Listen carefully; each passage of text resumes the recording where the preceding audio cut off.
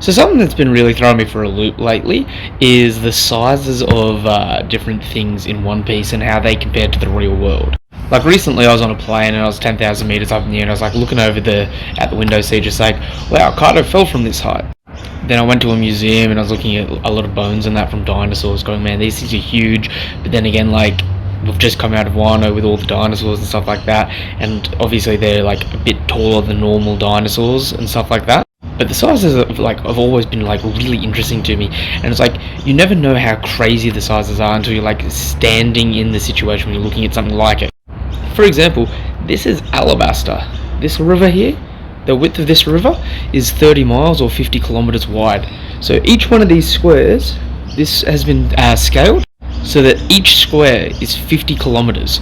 These red dots above me, they're an indicator of 10 or 500 kilometers between each of these little red dots here.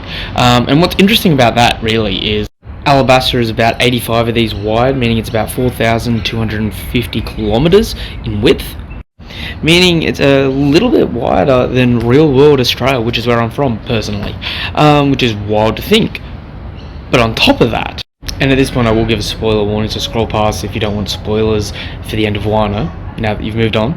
This is from Road to Laugh Tale Volume 4. Specifically what you want to look up here is stating that the Bajrang gun that Luffy used to defeat Kaido, well, it caused the sky to tear and reverberate, and it could be felt for 1,000 miles. 1,000 miles, also for reference, is around 1,600 kilometers, which means it can be felt for the radius of this circle around. And again, Luffy didn't even touch the ground with that. He punched Kaido and Kaido hit the ground, and it could be felt for this distance, right?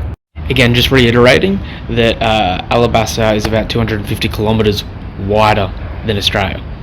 To put that into perspective, for my lovely friends in the US, essentially getting punched in southern Dakota would essentially, you'd be able to, like Luffy doing that punch, in southern Dakota, you'd feel it on the east and west coast simultaneously.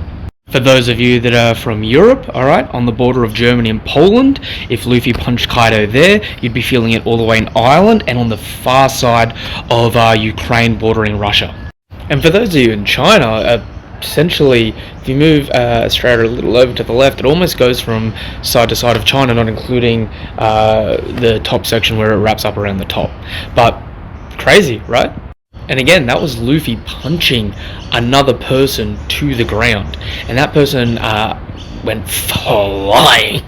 Anyway, follow me. Peace.